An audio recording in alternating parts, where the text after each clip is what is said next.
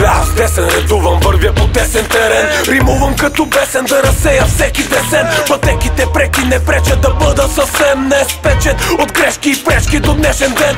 Живота не е и лесен е, когато си продукт тук снесен в края на 80-те. Особено щом си от 082. Не веднъж и дваш минавали на косъм сме.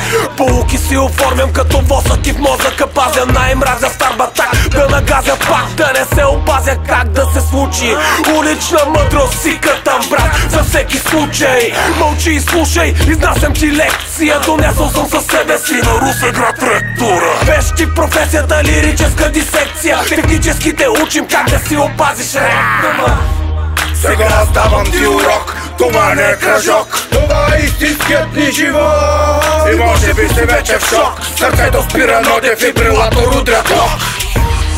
Сега аз давам ти урок, това не е кръжок, това е истинският ни живот. И може би си вече в шок, сърцето спира, но дефибрилатор удря ток. Живееме на бързи обороти, живота ни притиска, но машината работи.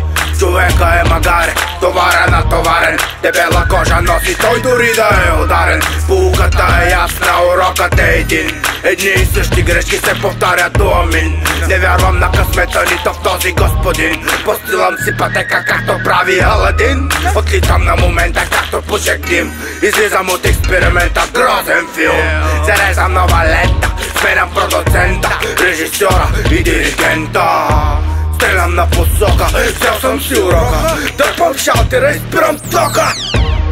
Сега аз давам ти урок, това не е кръжок, това е истинският ни живот. И може би си вече в шок, сърцето спира, но дефибрилатор удря ток. Сега аз давам ти урок, това не е кръжок, това е истинският ни живот. И може би си вече в шок, сърцето спира, но дефибрилатор удря ток.